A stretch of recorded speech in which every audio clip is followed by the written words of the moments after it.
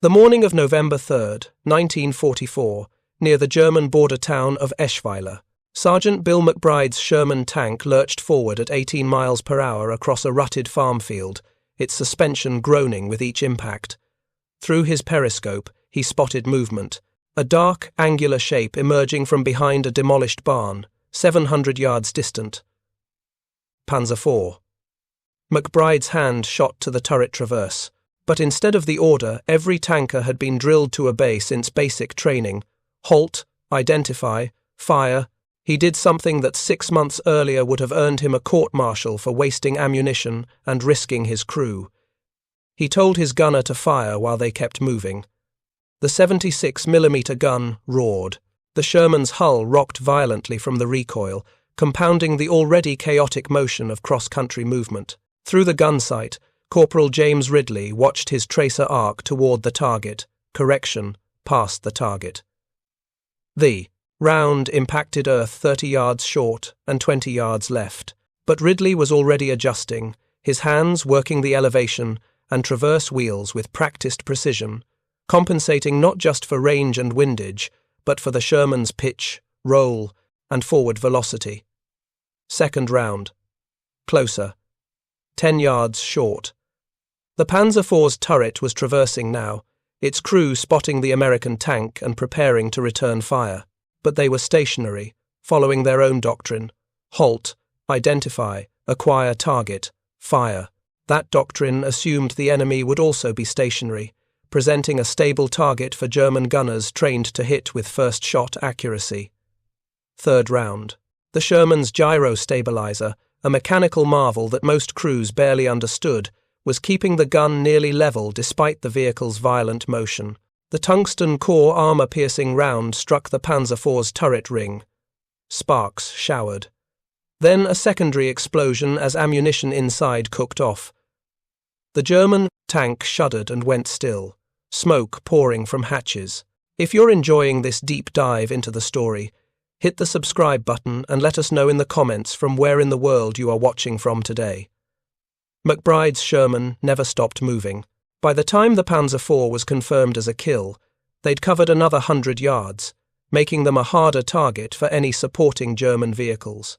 The enemy crew that had assumed they'd have time for a careful aimed shot never got that shot off. They'd been destroyed by a tank firing on the move, something German doctrine insisted was impossible to do effectively. What McBride's crew had just demonstrated was the result of a technological development and tactical revolution that American ordnance engineers and armor commanders had been pursuing since reports from North Africa made clear that stopping to fire was a fatal vulnerability. The story of how American tanks gained the ability to fire accurately while moving, and how that capability fundamentally altered armored warfare, begins not on European battlefields, but in the testing grounds of Aberdeen Proving Ground, Maryland, where engineers wrestled with a problem that had frustrated tank designers since the first armoured vehicles rolled into combat in 1916. In early 1942, the United States Army faced a tactical reality that was killing tank crews at unacceptable rates. Every time a Sherman tank stopped to fire, it became vulnerable.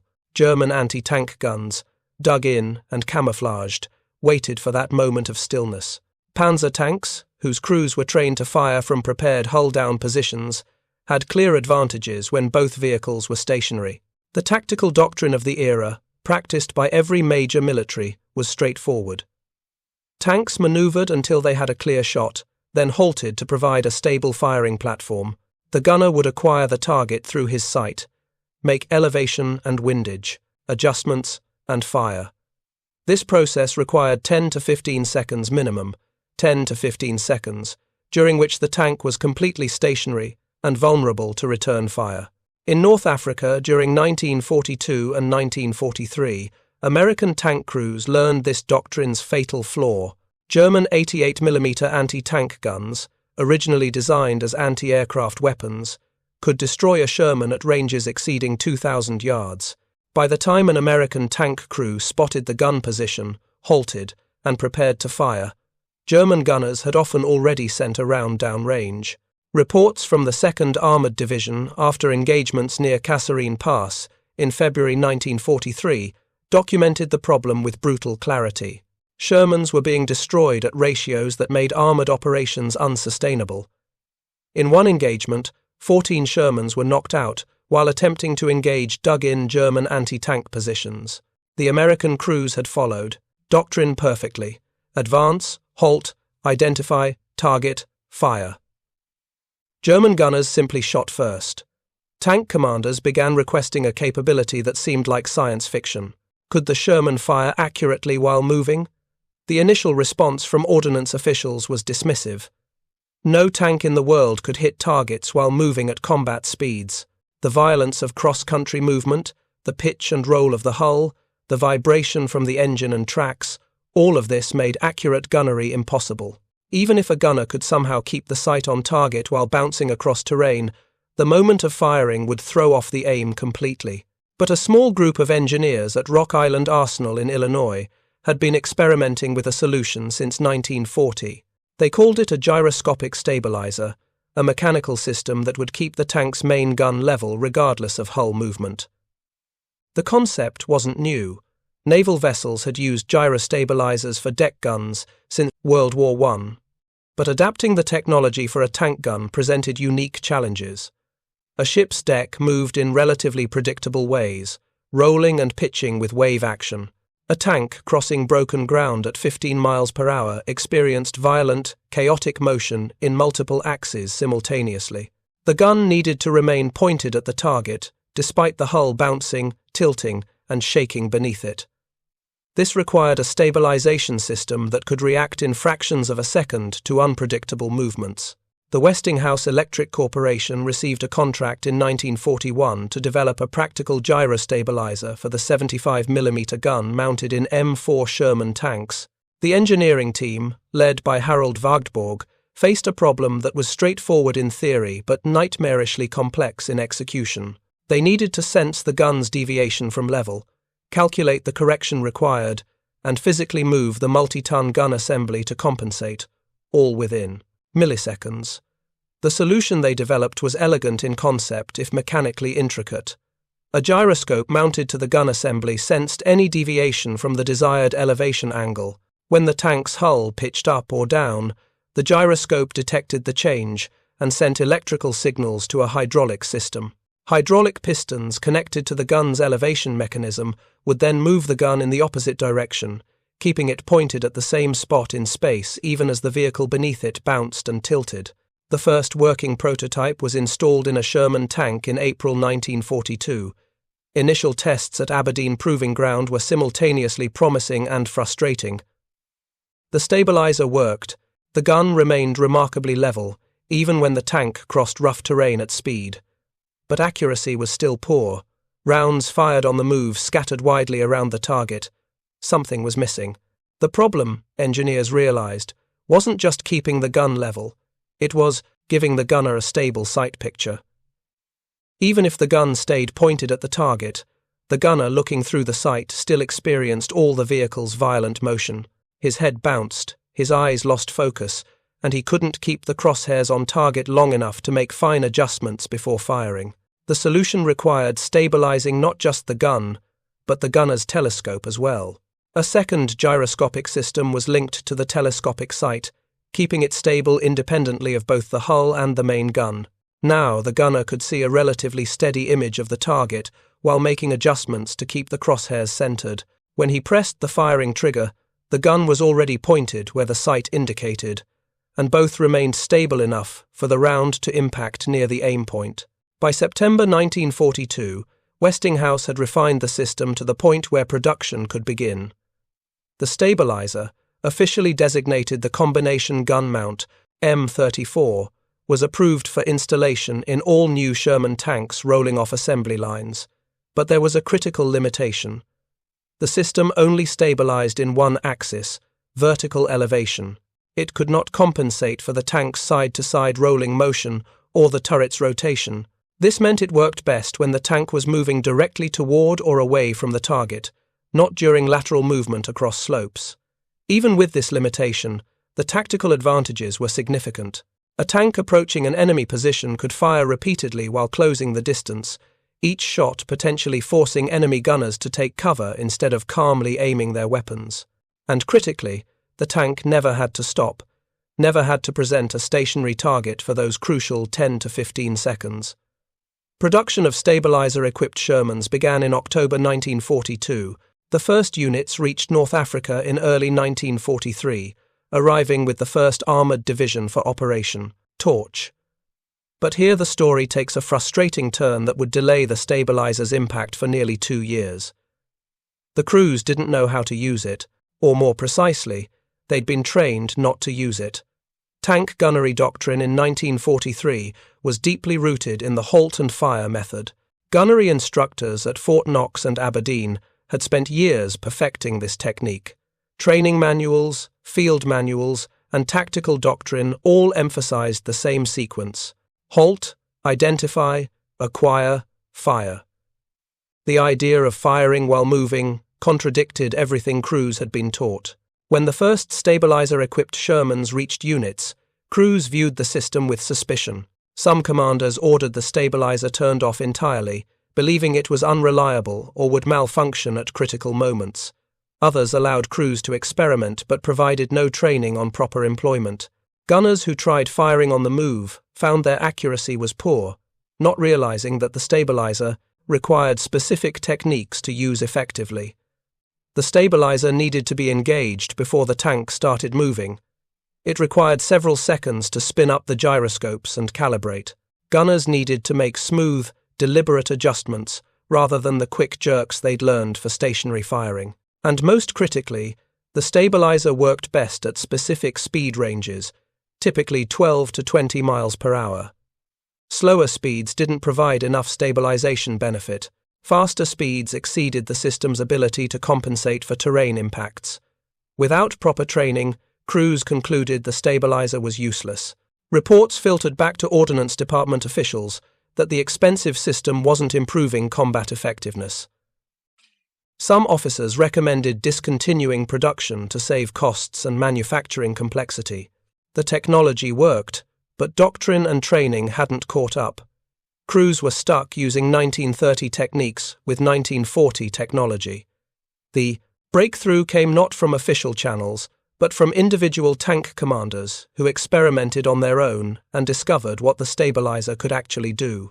In Italy, during 1944, Lieutenant Colonel Creighton Abrams of the 37th Tank Battalion began encouraging his crews to practice firing on the move during lulls in combat. Abrams had read the technical manuals for the stabilizer system and realized his crews weren't using it correctly. He organized informal training sessions where experienced gunners would practice engaging targets while their tanks rolled across open ground at 15 miles per hour. The first attempts were discouraging. Rounds scattered wildly, but gradually gunners developed techniques that improved accuracy. They learned to engage the stabilizer well before approaching firing positions. They discovered that smooth, steady movement produced better results than rapid maneuvering. And critically, they learned to fire multiple rounds, in succession while moving, using the first shot as a ranging shot and adjusting subsequent shots based on where tracers indicated the rounds were impacting. By summer 1944, Abrams' battalion was routinely engaging German positions while advancing, a tactic that confused and disrupted enemy defensive plans. German anti-tank gun crews, trained to wait for American tanks to halt before firing, suddenly found themselves taking fire while the targets continued closing distance. The psychological impact was significant.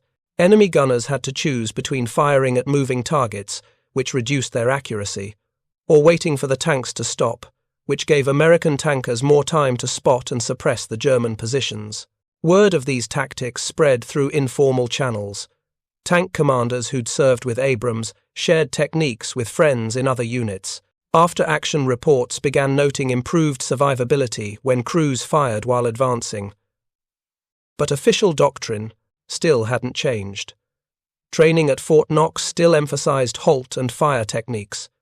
New crews arriving in Europe had never been taught to use the stabilizer effectively. The situation reached a crisis point during the Normandy campaign in June and July 1944. The hedgerow country of Normandy created tactical conditions that heavily favored defenders. German anti-tank guns and Panzerfaust teams could hide behind the dense vegetation that lined every field, waiting until American tanks emerged into open ground before firing at close range. Sherman crews, following traditional doctrine, attempting to halt and identify targets before firing, were getting destroyed at unsustainable rates. In the first week after D-Day, the 2nd Armoured Division lost over 40 tanks, many to ambushes where German gunners simply shot first. Tank commanders began desperately looking for any tactical advantage that might improve their survival odds. Several commanders remembered hearing about the Gyrostabilizer system and began experimenting with firing on the move. The results in close-range hedgerow fighting were dramatic. A Sherman that kept moving while firing was far harder to hit with Panzerfaust rockets, which required the operator to carefully aim and lead the target. German anti-tank gun crews found their carefully planned ambushes disrupted when American tanks started shooting back immediately, without halting to provide a stable target. Captain James Burt of the 37th Tank Battalion developed a tactic specifically for hedgerow fighting that exploited the stabilizer's capabilities. His company would advance toward a hedgerow at 15 miles per hour, all guns firing suppressive fire at suspected enemy positions. The inaccuracy of firing on the move didn't matter for suppression. The goal was to force German gunners to take cover instead of calmly aiming their weapons. As the Shermans closed to within 100 yards, gunners would begin, concentrating fire on specific positions where muzzle flashes or movement had been spotted. By the time the American tanks reached the hedgerow, German defenders were either suppressed or dead, their positions raked by dozens of high-explosive and machine gun rounds. Burt's company suffered significantly fewer casualties than neighboring units still using traditional halt and fire tactics. The stabilizer's effectiveness wasn't just about hitting targets, it was about fundamentally changing the tactical dynamic of armored engagements. Traditional doctrine gave defenders an inherent advantage. They could prepare positions, range potential target areas, and wait for attacking tanks to halt before engaging. The attacker had to expose themselves, stop, and provide a stationary target while identifying and engaging the defender. Firing on the move reversed this dynamic. Now the attacker maintained momentum and presented a moving target while forcing the defender to either fire at the moving tank, reducing accuracy, or remain suppressed while the attacker closed range. Even if the moving Sherman's first shots missed, which they often did, those shots forced German gunners to duck and disrupted their carefully planned firing sequences. The psychological impact on American tank crews was equally important. Crews that felt helpless against superior German anti-tank weapons suddenly had a tactic that improved their survival odds. Knowing they could fight back while moving, rather than having to stop and present themselves as targets, boosted morale significantly. Commanders noticed that crews trained in stabilized gunnery engaged targets more aggressively and showed less hesitation when ordered to advance across open ground. By August 1944, word of these tactics had reached senior commanders. General George Patton, whose Third Army was racing across France, ordered his tank units to practice firing on the move during every opportunity. Patton understood, instinctively, that the stabilizer gave American armor a decisive advantage in mobile warfare. His tanks could maintain offensive momentum while engaging targets, something German Panzers couldn't match despite their superior armor and guns. The Germans initially struggled to understand what had changed. After-action reports from Panzer crews noted that American Shermans were firing wildly while advancing, and that enemy tanks no longer halt to fire. German intelligence officers examining disabled Shermans discovered the Gyrostabilizer system and reported its existence to high command. But German engineers couldn't replicate the technology quickly. Their own attempts at stabilization systems remained experimental throughout the war. More critically, German tactical doctrine wasn't structured to respond to enemies firing on the move. Panzer crews were trained to fight from prepared positions, using their superior optics and guns to engage at long range. German tanks didn't have stabilizers. Their guns were rigidly mounted to the turret, meaning accurate fire required a stationary vehicle. When American Shermans started maintaining movement while shooting, German crews faced opponents whose tactics they couldn't effectively counter. The Battle of Aracourt in September 1944 provided the most dramatic demonstration of stabilized gunnery's impact. The 4th Armored Division, equipped largely with 76mm Shermans featuring improved gyrostabilizers, engaged the 5th Panzer Army's counterattack. German forces included the 111th and 113th Panzer Brigades, fielding approximately 150 tanks, many of them Panthers.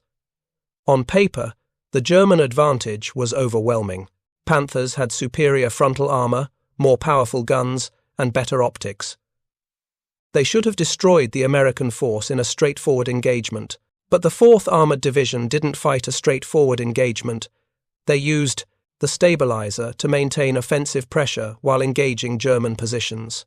Captain Kenneth Lamesson's company from the 37th Tank Battalion demonstrated the tactic's effectiveness on the morning of September 19th. His Shermans advanced through fog-shrouded terrain toward German positions, all guns firing on the move.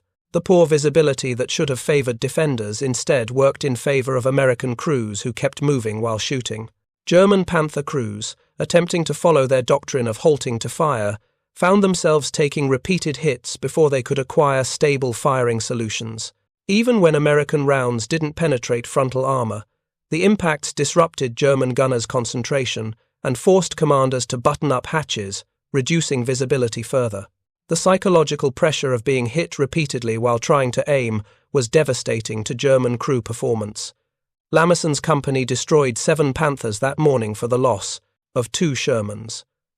The kill ratio should have favored the Germans based on technical specifications, but stabilized gunnery had changed the equation. American crews could engage while maneuvering, forcing German crews to either fire at moving targets or remain suppressed while trying to acquire aim points. Throughout the 11 days of fighting at Aracourt, American tank crews repeatedly demonstrated that tactical innovation could overcome technical disadvantage. The 4th Armored Division destroyed approximately 86 German tanks while losing only 25 Shermans. The stabilizer wasn't the only factor in this victory. American air superiority, better logistics, and more experienced crews all played roles. But the ability to fire effectively while moving proved crucial in engagement after engagement. German after-action reports from Aracourt reflect confusion and frustration. Panzer commanders noted that American tanks seemed willing to trade shots, while both vehicles were moving, something German doctrine considered wasteful and ineffective. They couldn't understand why their technical superiority wasn't translating into battlefield success. The answer was that Americans had changed how tank combat worked, and German doctrine couldn't adapt quickly enough.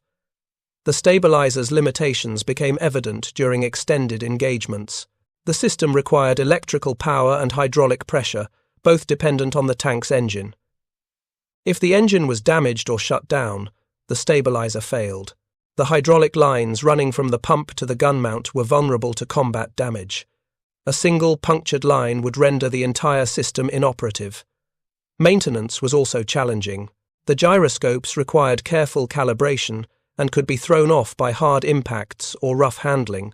Repair crews needed specialized training to service the stabilizer components, and spare parts weren't always available at frontline maintenance facilities. Some units reported stabilizer failure rates as high as 15%, forcing crews to revert to traditional gunnery methods mid-engagement. The single-axis stabilization remained a persistent limitation. The system stabilized elevation but not traverse, meaning it worked best when the tank moved directly toward or away from the target. When moving laterally across slopes, or when the turret was rotating to track targets, stabilization effectiveness decreased significantly. Gunners learned to coordinate their movement direction with firing opportunities, but this required experience and practice that new crews often lacked. Accuracy, while improved compared to unstabilized firing on the move, was still significantly worse than stationary gunnery. At ranges beyond 500 yards, hit probability for a stabilized Sherman firing on the move was approximately 15 to 20% per shot. A stationary Sherman with a well-trained crew could achieve 50% or better hit rates at the same range. This meant a moving Sherman needed to fire multiple rounds to achieve effects that stationary tanks could accomplish with one shot. But this statistical comparison missed the tactical reality. A stationary Sherman was far more vulnerable to return fire. Even if it had better accuracy, that accuracy didn't matter if the tank was destroyed before the gunner could take a second shot. A moving Sherman with lower accuracy per shot but greater survivability could afford to fire multiple rounds while closing range or maneuvering for better angles. American tank crews developed a tactical calculus that balanced these factors. When engaging targets at long range with limited cover, crews would halt to fire, accepting the vulnerability in exchange for better accuracy. When advancing across open ground under fire, or when engaging enemies at close to medium range, crews would maintain movement and rely on stabilized gunnery, accepting lower accuracy in exchange for better survival odds. If you find this story engaging, please take a moment to subscribe and enable notifications.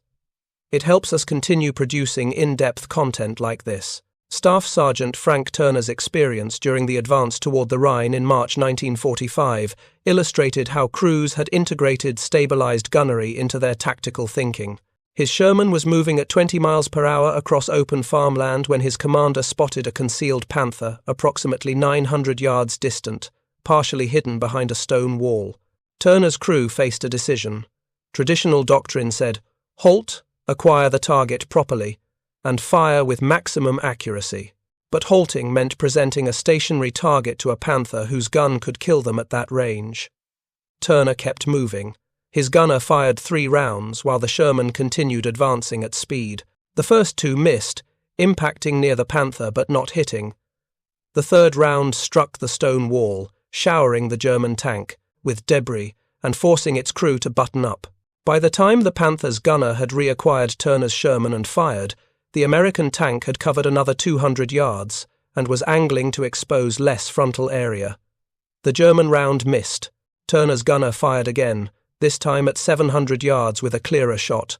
The round penetrated the Panther's turret side. The German tank exploded as ammunition cooked off. Turner's after-action report noted that firing on the move had saved his crew. Had they halted at 900 yards for a careful shot, the Panther would have had a stationary target to engage.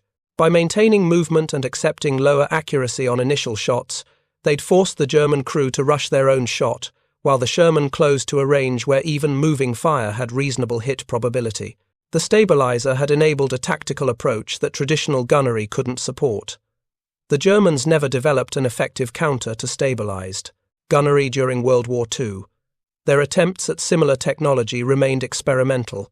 The Panther's gun was simply too heavy, and the turret mounting too rigid to accommodate stabilization systems with their current technology. German engineers proposed stabilizer designs in late 1944, but by then production priorities focused on maintaining output of existing designs rather than retooling for new capabilities. More fundamentally, German tactical doctrine wasn't structured around mobile gunnery. Panzer crews were trained to leverage their superior optics and guns by engaging from stationary prepared positions at long range. This doctrine worked well in defensive operations, but it surrendered initiative to opponents who could maintain movement while shooting. American tanks dictated engagement ranges by advancing while firing, forcing German crews to either engage moving targets or abandon their positions. By early 1945, as Allied forces crossed the Rhine and advanced into Germany, American tank crews had fully integrated stabilized gunnery into their tactical doctrine. New crews arriving from training centers in the United States now received instruction on proper stabilizer use. Fort Knox had updated its gunnery courses to include extensive practice firing on the move. The techniques that individual commanders had discovered through experimentation were now codified in official manuals. The impact extended beyond immediate tactical advantages. American crews who'd learned to fire on the move developed greater confidence and more aggressive tactical instincts. They understood they didn't have to accept static defensive engagements. They could force the pace of combat, closing ranges to where their guns were more effective, while denying enemy gunners stable target presentations. German tank crews, conversely, became increasingly defensive in their tactical thinking. The knowledge that American tanks would fire while advancing, and that halting to shoot exposed them to continued fire from moving targets, made German crews more hesitant to engage aggressively. This psychological shift contributed to the increasingly defensive character of German armoured operations in the war's final months.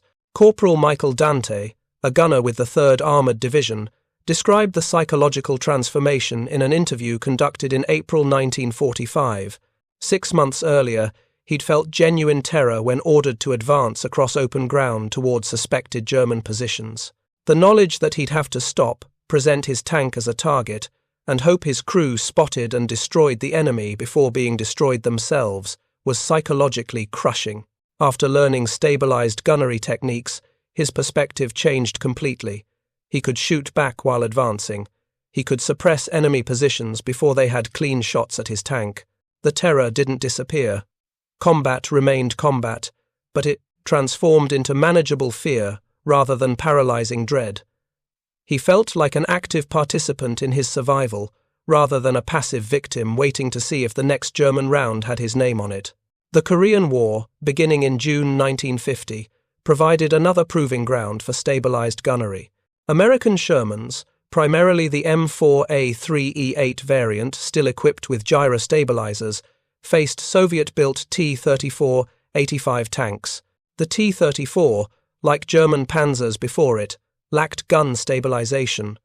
Soviet doctrine emphasized the same halt and fire techniques that Americans had abandoned. American tank crews in Korea used stabilized gunnery extensively, particularly during mobile engagements, where columns of tanks maneuvered while engaging enemy positions.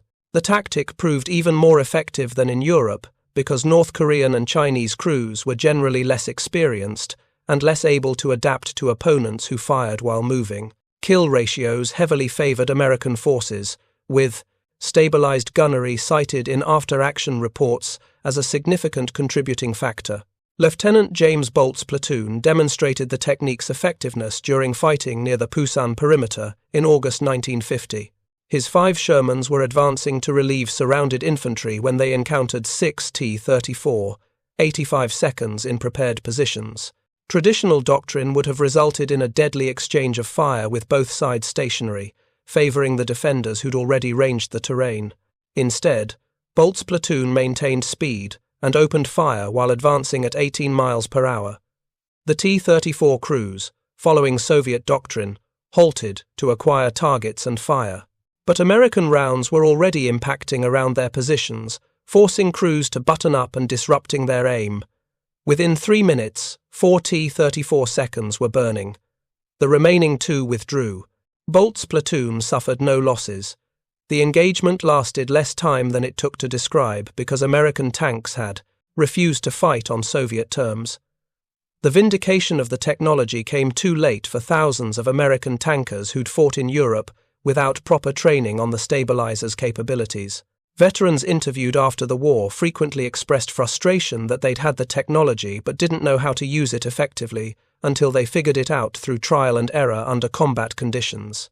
The gap between technological capability and tactical employment had cost lives.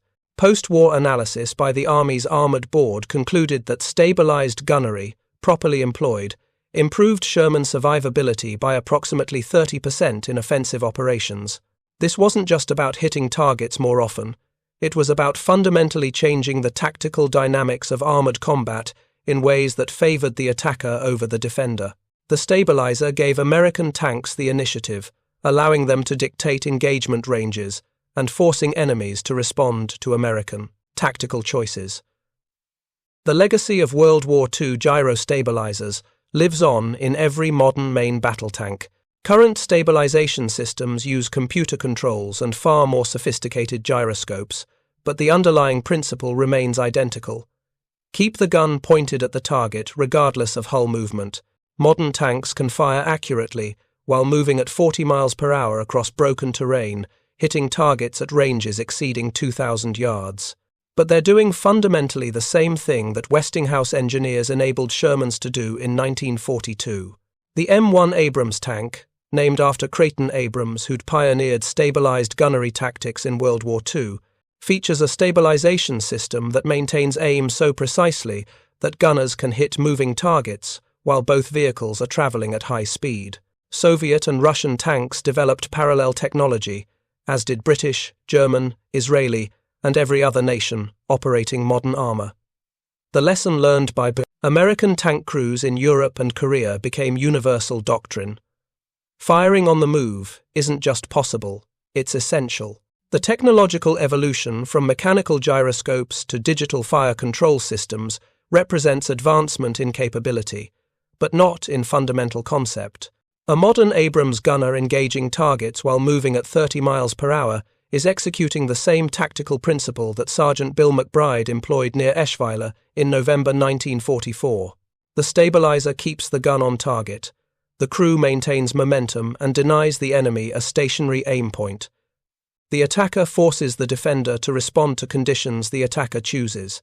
Israeli tank crews demonstrated this principle's continued relevance during the Yom Kippur War in 1973. American-supplied M60 Patton tanks equipped with stabilization systems engaged Syrian T-62 that lacked comparable technology. Israeli crews fired while advancing, using the same tactics American TC tankers had developed 3 decades earlier. Syrian crews, following Soviet doctrine emphasizing stationary gunnery, found themselves outmaneuvered by opponents who refused to stop moving. The tactical revolution that began with Westinghouse engineers mounting gyroscopes in Sherman turrets ultimately changed how every military thinks about armored combat. The tank that stops is the tank that dies. Mobility isn't just about reaching positions faster, it's about never presenting a stationary target, about forcing enemies to engage under conditions where their advantages in armor or firepower matter less than your advantage in tactical flexibility. November 3, 1944. Sergeant Bill McBride's Sherman continued rolling across that rutted field near Eschweiler, his crew already scanning for the next target while smoke poured from the destroyed Panzer IV behind them. They'd fired 3 rounds, scored 1 kill, and never stopped moving. McBride's gunner, Corporal Ridley, checked the stabilizer indicator light, confirming the system was still engaged and functioning properly. In that moment, McBride's crew was demonstrating a technological and tactical revolution that had been 2 years in development but would influence armored warfare for the next 8 decades. They weren't just fighting a battle, they were proving that American industrial innovation, combined with crews willing to abandon outdated doctrine and develop new tactics, could overcome enemies with superior individual weapon systems. The Gyrostabilizer gave American tanks the ability to fire accurately while moving. But technology alone didn't win engagements.